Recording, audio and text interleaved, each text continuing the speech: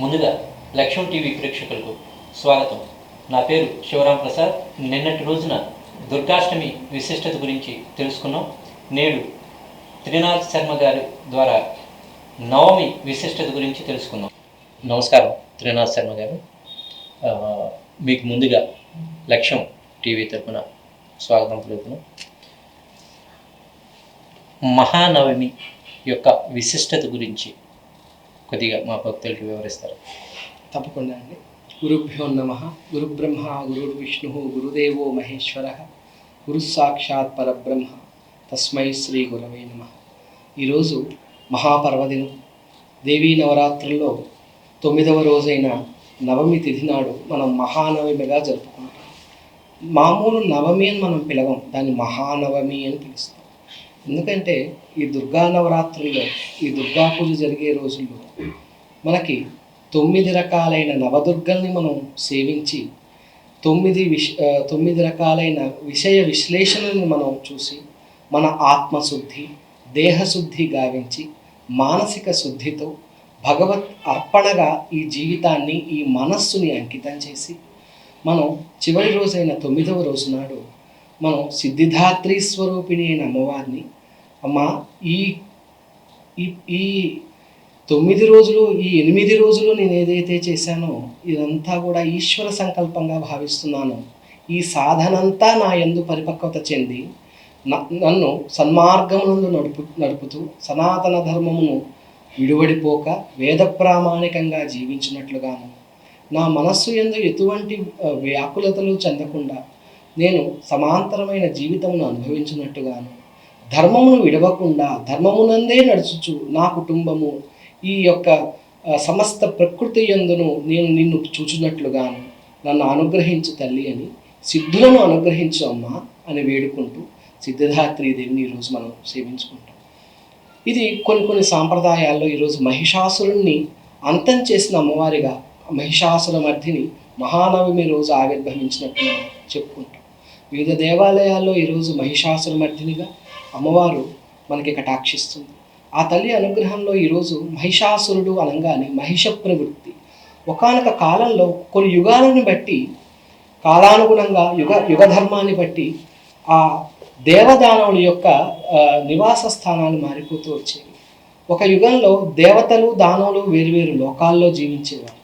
యుగ ధర్మం మారేటప్పటికీ దేవతలు దానవులు ఒకే చోట జీవించడం మొదలుపెట్టారు, కొన్ని రాజ్యాలను ఆసరాగా చేసుకుని. తదుపరి మనలోనే పక్కవారిగా ఎదురువారిగా వారు జీవించడం మొదలుపెట్టారు. ఈ విధంగా వచ్చి కలియుగంలో వచ్చేటప్పటికీ ఆ దేవదానవులు ఎవరైతే ఉన్నారో వాళ్ళు మన మనస్సుని అంతరించుకొని, మన మనస్సు యందు యొక్క ఆలోచనని ప్రామాణికగా చేసుకొని ఈ రోజున మనల్ని, మన యొక్క ఆలోచనని ప్రభావితం చేస్తున్నారు. అంటే మనలోనే కొన్ని సద్గుణాలు, కొన్ని దుర్గుణాలు దేవదానవులుగా మనలో ఉండి నిరంతరం మనం చేసే చేష్టితముల వల్ల శుభాశుభములను మనకి కలగజేస్తున్నాయి.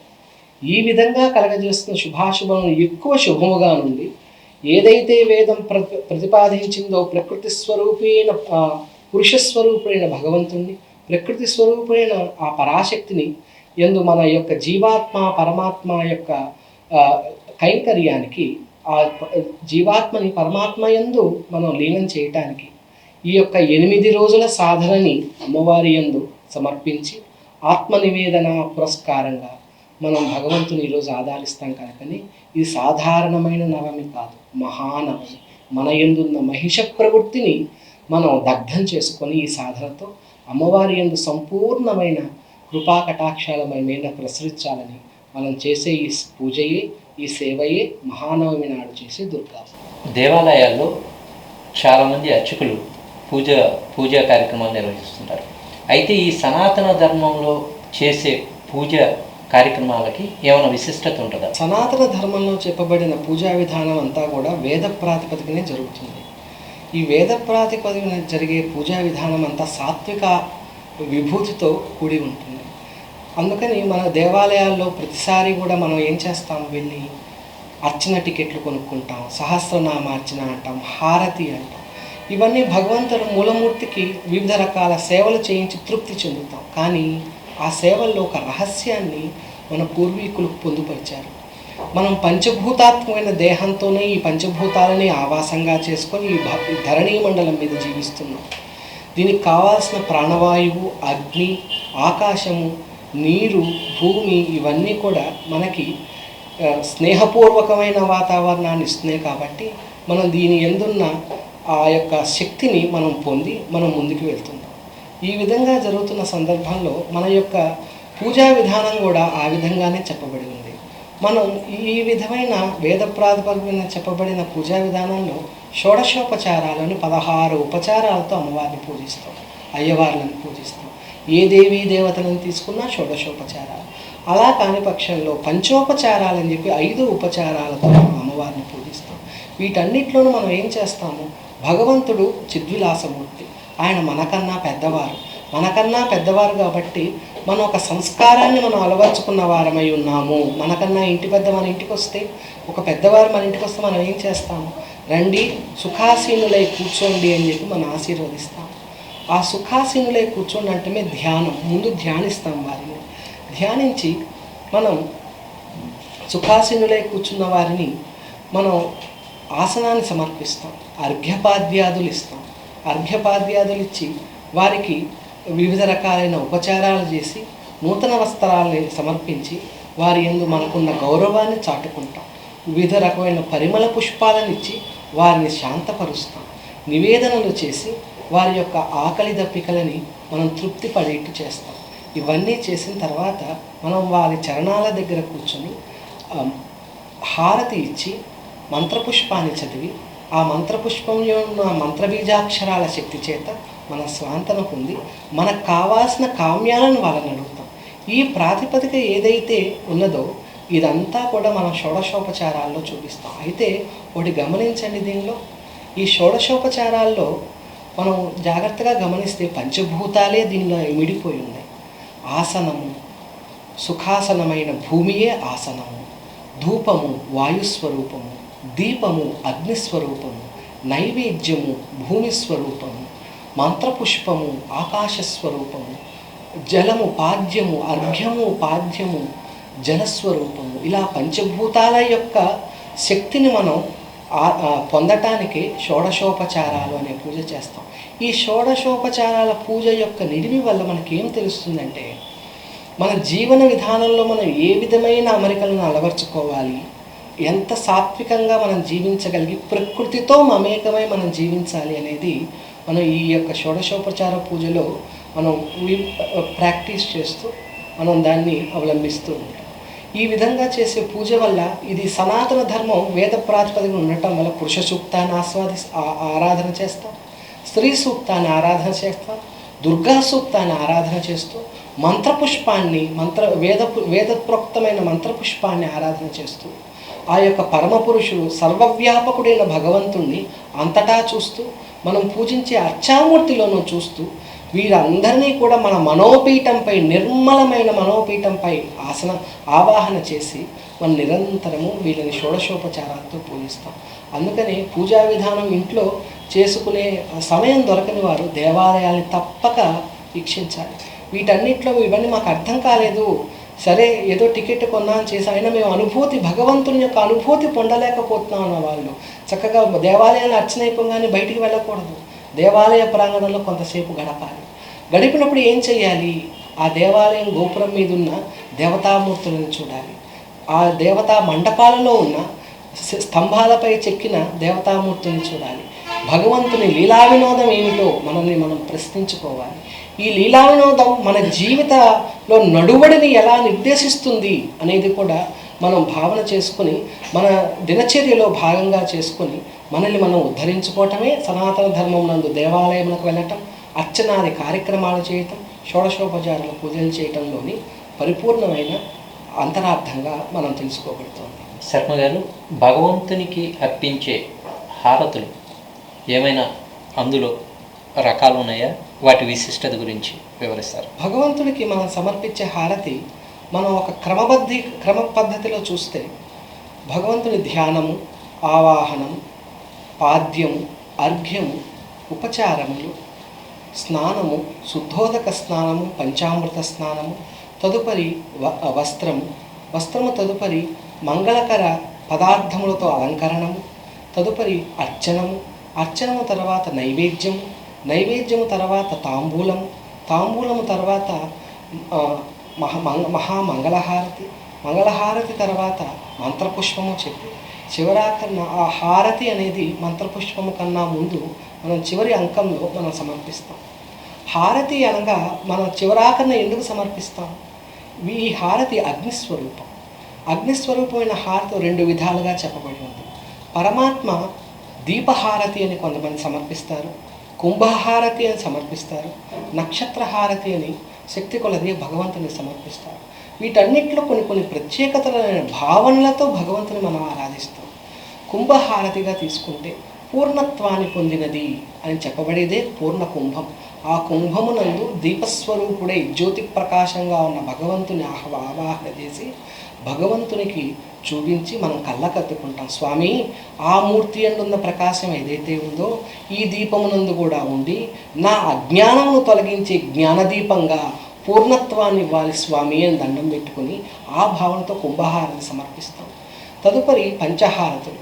ఈ పంచహారతులు కూడా 5 విధములైన ఇంద్రియముల యొక్క అజ్ఞానమును పోగొట్టి ఇంద్రియ రౌల్యములను హరించి ఆ జ్ఞానవర్షముతో ఆ జ్ఞానాగ్ని చేత అజ్ఞానము దగ్ధమై ఈ పంచేంద్రియములు కూడా ఈశ్వరుని యొక్క సేవయందు లగ్నమై మనోవ్యాకులతను పోగొట్టుకోవటానికి మనం పంచహారతులను సమర్పిస్తాం. తర్వాత నక్షత్రహారతి. నక్షత్రాలు ఎక్కడ కనపడతాయి మనకి? నక్షత్రాలన్నీ అంతరిక్షంలో కనపడతాయి. నక్షత్రాలు 27గా మన పూర్వీకులు మనకి చెప్పారు. ఎన్ని సంవత్సరములు జరిగినా 27 నక్షత్రాలే మనకి కనపడుతూ ఉంటాయి. హెచ్చుతగ్గులు వస్తూ ఉంటాయి, వాటి కాలానుగుణంగా లెక్క వేసి అవి మారుతూ ఉంటాయి.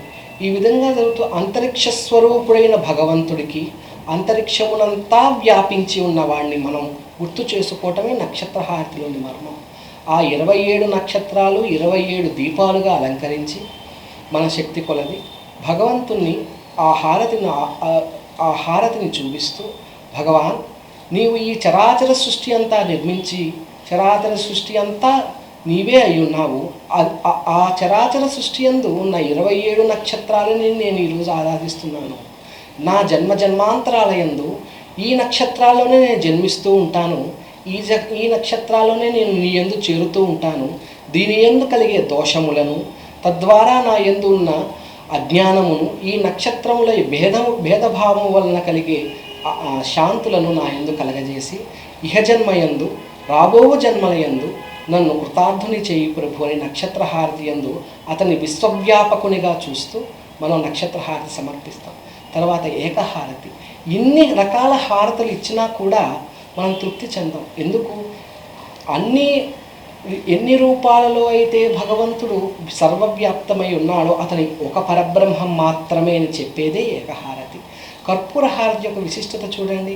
కర్పూరం కాలుతూ ఆ యొక్క ప్రజ్వలించిన అగ్ని వల్ల అది కరిగి ఆవిరైపోతుంది.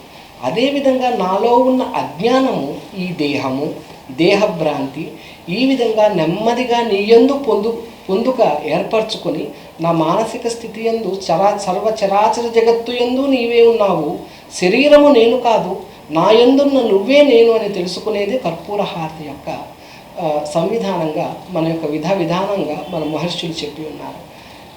మనం ఇది కాక ఇంకో ఏకహారతిని కూడా భగవంతుని సమర్పిస్తాం. ఒత్తి వేసి నెయ్యో నూనెయో మన కామ్యం కొద్దీ వేసి దీపం వెలిగిస్తాం. ఈ నూనెయే కర్మ చేయటం. ఈ కర్మస్వరూపమైనదే ఆ యొక్క ఆజ్యం. దానిలో ఉన్న ఒత్తియే ఈ శరీరం నందు ప్రజ్వలితున్న ఆత్మస్వరూపమే ఆ దీపం. ఇది మనం తెలుసుకోవటానికే అనునిత్యం దీపారాధన, దీపహారతులు భగవంతుని సమర్పిస్తాం. అంటే ఈ కర్మలని చేస్తూ ఫలాలని ఆశించక ఈ దేహాన్ని సన్మార్గమునందు నడుపుచు ఆత్మస్వరూపుడైన ఓ భగవంతుడా, నిన్ను ఈ విధంగా నేను చూస్తున్నాను అని సనాతన ధర్మమునందు ఉన్న వేద ప్రాతిపదికన మనం తెలుసుకోబడుచున్నది అని మన మహర్షులు చెప్పబడి ఉన్నారు. ఇదే మనం ఈరోజు దాకా మన పూర్వీకుల నుంచి తెలుసుకొని దీపారాధన, ధూపము, దీపము, నైవేద్యము, గంధము, ఈ సువాసభరితమైన పరిమళ ద్రవ్యాలు భగవంతుని సమర్పించి, అంటే ఈ సువాసనంతా కూడా ఆయనే.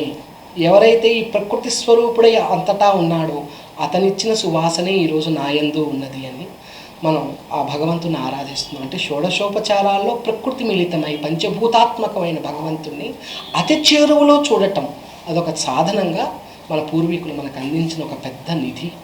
విజయదశమి పండుగని 9 రోజులే ఎందుకు చేయాలి, 15 రోజులు ఎందుకు చేయకూడదు? సైన్స్తో మిళితమై ఉండటం అనేది వేద ప్రాతిపదికన చూసుకుంటే వేదం ఎప్పుడూ కూడా ప్రకృతి గురించే చెప్పింది.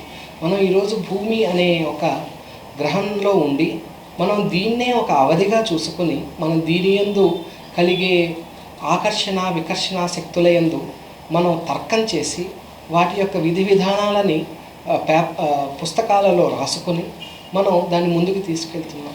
ఈ సైంటిఫిక్ నాలెడ్జ్ ఏదైతే ఉందో అది మనల్ని ఎంతగానో పరిష్కృతం చేస్తుంది. ఈ విధంగా జరిగిన నియమ నిబంధనల ప్రకారం ప్రతి షోడశోపచారం మనం ఆచరించేది, ఉపవాస దీక్షలు, ఇవన్నీ కూడా మనల్ని ఆ సైంటిఫిక్గా మనల్ని ఈ రోజున మనల్ని అభివృద్ధి పరుస్తున్నాయి. ఈ రోజు అంటే మనం సైన్స్ అని చెప్పి అలా చెప్పారు, ఈ థీసిస్ పేపర్లు చదువుకుంటున్నాం. కానీ పూర్వం అపౌరుషేయమైన వేదాన్ని కేవలం గురు పరంపరగా మనం తెలుసుకునేవాళ్ళం. ఉపవాస దీక్ష వల్ల ఆహారం పైన భ్రాంతి తొలగి, ఆహారమే దేహభ్రాంతి తొలగి కేవలము పరమాత్మయందు రమించటమే ఆ యొక్క ఉపవాసం యొక్క మూల సంకల్పం. ఉపవాసము అంటే ఆహారాన్ని త్యజించి మనం భగవంతుణ్ణి ఆహారాపేక్షతో కొలవటం కాదు. ఉపవాసము చాలా దగ్గరగా ఉండి భగవంతుని మనస్సునందు మనోపీఠమందు నిర్మించుకోవటమే ఉపవాసము. అలాగే పంచభూతాల యొక్క శక్తిని మన శరీరంలో నిక్షిప్తం చేయటమే బ్రాహ్మీ ముహూర్తంలో మేలుకోవటము.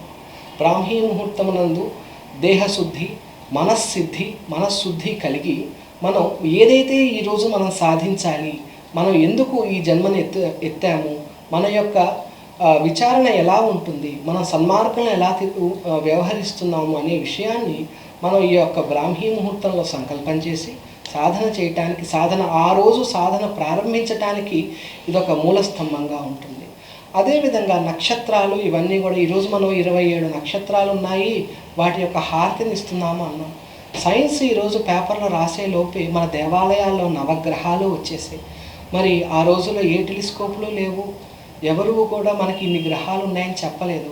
కానీ మన దేవాలయాలు చెప్పేసే 9 గ్రహాలు ఉన్నాయి, అప్రదక్షిణంగా ఇవి తిరుగుతున్నాయి, స్వప్రదక్షిణంగా ఇవి తిరుగుతున్నాయని చెప్పి వాటి ఉన్న గ్రావిటేషనల్ పుల్ వల్ల, ఎర్త్ మీద ఉన్న గ్రావిటేషనల్ పుల్ వల్ల మన యొక్క జాతక చక్రం మారుతూ వస్తుందని చెప్పి ఉద్ఘటించేవి. ఈ విధంగా జరుగుతున్నవన్నీ కూడా ఆ రోజున మన పూర్వీకులు, సైంటిఫిక్ అనేది లేదు ఆ రోజు, కానీ వాటిని అన్నింటినీ ప్రాతిపదికగా తీసుకొని మన ఋషులు మహర్షులు మనకు అందించారు. ఈ రోజున మనం ఈ యొక్క కాలమాన పరిస్థితులకు అనుగుణంగా సైంటిఫిక్ అని చెప్పి మనం ఏదైతే వెళ్తున్నామో, మన పూర్వపు మహర్షులు దీన్ని మన షోడశోపచార పూజలో కానీ, మన దినచర్యలలో కానీ, మన సనాతన ధర్మం అవలంబించే ప్రతి క్రతువులో, మన జీవిత విధానంలో కానీ వీటిని పొందుపరిచారు. పసుపు క్రిమి సంహారకం అని చెప్పారు, కుంకుమ ధరించడం వల్ల జ్ఞాన సమృద్ధి కలుగుతుందని చెప్పారు, విభూతి ధారణ వల్ల మనకి స్వేదరంధ్రాల యందు ఉత్పన్నము వాటి యందున్న శుద్ధి కలుగుతుందని చెప్పారు. తర్వాత కేశ సంస్కారం చేసుకోవటం వల్ల మన మానసిక ఉల్లాసం కలుగుతుందని చెప్పారు. ఎక్కడ పాదరక్షలు తీయాలి, ఎక్కడ పాదరక్షలు తీయకూడదనే శాసనం కూడా మనకి ఇచ్చారు. ఎటువంటి వస్త్రధారణ, ఎటువంటి సాత్వికాహారం తీసుకోవటం వల్ల ఎటువంటి మానసిక స్థితి కలుగుతుందో వాళ్ళు వివరించారు. ఈ విధమైన వివరణలన్నీ కూడా భగవంతుని యొక్క అనుసంధానం చేసుకొని పొందవలసింది వాడిని ఎన్ని మీరు ఆచరించినా, ఎన్ని సైంటిఫిక్ థింగ్స్ మీరు చూసినా కూడా ఈశ్వరుణ్ణే మీరు పొందాలనే ప్రతిఘటించి అన్నీ కూడా ఈశ్వరుని చుట్టూరే తిరిగాయి. అందుకని మనం ఏ శివాలయానికి వెళ్ళినా, ఏ వైష్ణవాలయానికి వెళ్ళినా వివిధ రకాలైన జీవరాశుల బొమ్మలు, వివిధ రకాలైన నవగ్రహముల యొక్క క్షేత్రములు ఇవన్నీ మనకి కనిపిస్తాయి. ఇవన్నీ కూడా ఏంటో మర్చిపోకు, ఈ ప్రకృతి యందు మనం ఉన్నాం. ప్రకృతి science, beyond the science is the nature. So the science that we talk about today in paper is a part what we're dealing with the nature. So ఇది మనకి ఆంగ్లంలో చెప్పబడింది, కానీ ఇది మన ఋషులు సనాతన ధర్మం నందు ఎప్పుడో నిక్షిప్తం చేశారు. అయితే మనం దీన్ని అర్థం చేసుకొని దీని యందున్న రహస్యాన్ని తెలుసుకోవటమే మనం చేయవలసింది. ఇది చేయటానికి కొన్ని సహస్రనామ, లలితా సహస్రనామం తీసుకోండి, దసరా నవరాత్రులు చదువుతాం కదా, రహస్యనామ స్తోత్రం అంటారు ఆయన కుంభసంభవుడు. ఏమిటి ఈ రహస్యం? అదేంటి పేపర్ మీద రాసేశారు కదా, ప్రచురించేశారుగా, ఇంకా రహస్యం ఏముంది అనుకుంటాం మనం. లేదు, ప్రతి నామమునందు ఒక రహస్యం దీనిలో దాచబడి ఉంది. ఒక చిన్న నామం చూడండి, మిథ్యా జగదధిష్టాన ముక్తిదా ముక్తి రూపిణి. మిథ్యా జగతి అని చెప్పేశారు ఆయన. దీన్ని అధిష్ఠించింది ఎవరు? నేనే, అమ్మవారే అధిష్ఠించింది. ముక్తిదా, ఆవిడ ముక్తిని ప్రదర్శిస్తుందట. ముక్తి అనే ఒక ఆబ్జెక్ట్ని ఆవిడ మనకి ఒక సన్నివేశాన్ని ఆవిడ మనకి ఇస్తా అంటోంది. ముక్తి రూపిణి, నేనే ఆ ముక్తిని అని చెప్పి మళ్ళా చెప్తుంది. అంటే ఏదైతే ఇవ్వబడుతోందో, ఏదైతే తీసుకోబడుతోందో, ఏదైతే పొందబడుతోందో ఆ మూడో కూడా నేనే అని చెప్పటమే మిథ్యా జగదధిష్టాన ముక్తిదా ముక్తి రూపిణి అని చెప్పబడుతోంది. ఇంకో నామం తీసుకోండి, చింతా తన్మాత్ర సంతుష్టాయే నమః. మనం చింతించటం వల్ల అమ్మవారు సంతుష్టురాలవుతుందని మనం భావిస్తాం. కాదు, అమ్మవారిని చింతించటం వల్ల మనం సంతుష్టులం అవుతున్నాం. ఒక కష్టకాలం వచ్చింది, ఆ కష్టకాలంలో నారాయణ అనుకుంటాం, స్వామి నన్ను కాపాడుతున్నాను. అలాగే అగ్నిని ప్రజ్వలింపజేస్తాం. అగ్నిని ప్రజ్వలింపజేయటం వల్ల మన చుట్టూరా ఉన్న బ్యాక్టీరియల్ మైక్రో ఆర్గానిజమ్స్ హోమద్రవ్యముల చేత అవి దహింపబడి మన యొక్క ఎన్విరాన్మెంట్, మన యొక్క వాయువు, మన చుట్టూరా తిరిగే వాయువు ప్యూరిఫై అవుతుంది. ఈ విధమైన సైంటిఫిక్ హోమ క్రతువుల వల్ల సైన్స్ చెప్పబడిన విధంగా మన వేదప్రోక్తంగా చేసే వనమూలికలని మనం హవిస్సులుగా సమర్పించడం వల్ల మన చుట్టూరా ఉన్న వాతావరణాన్ని క్రిమికీటకములు దూరంగా పెట్టి మనం నివసించగలుగుతున్నాం. కానీ ఇదే లలితా సహస్రనామంలో ఇంకోటి కూడా చెప్పబడి ఉంది. బ్రహ్మాది పిపీలి కాంత జనని, ఆ బ్రహ్మ నుంచి చీమ దాకా నేనే తల్లి అయి ఉన్నాను అని ఆవిడ చెప్పబడుతోంది. మరి అమ్మ, నువ్వు తల్లివై ఉన్నప్పుడు నేను హోమం చేయటం వల్ల ఈ క్రిమికీటకాలు నశిస్తున్నాయి కదా అని మనం బాధపడుతున్నాం. ఇదే సమస్యని కృష్ణుడు పరిశోధన చేశాడు అర్జునుడితో భగవద్గీతలో చెప్పటాన్ని. అర్జున, నువ్వు సంహరించేది ఎవరు, సంహరింపబడేది ఎవరు? చేస్తున్నది, చేయబడుతున్నది, చేయుచున్నది నేనే అయి ఉన్నాను. అన్నిటికీ సాక్షిగానే ఉన్నాను. నా యందు ఉద్భవించిన ప్రాణులు మళ్ళా నన్నే పొందుతున్నాయి. ఇది నువ్వు తెలుసుకోలేక మూఢత్వంతో నా వారిని నన్ను హింసించమంటావా బావా నన్ను అడుగుతున్నావు అని చెప్పి ఆ ప్రశ్నకి ఇక్కడ సమాధానం భగవంతుడు చెప్పాడు. ఇవన్నీ కూడా నిగూఢంగా శ్లోకాలలో సంస్కృత భాషలో చెప్పబడినా కూడా వీటి యందు మనం ప్రశ్నించుకొని ప్రతిదీ కూడా అనుసంధానం చేసుకొని మన యొక్క పూర్వీకులు ఎందుకు ఈ విధంగా చేశారని లోతుగా పరిశీలన చేస్తే we have more scientific knowledge embedded into this Sanatanic knowledge that is given by the Vedas from our ancestors and Maharshis. నేటితో ఈ కార్యక్రమం సమాప్తం.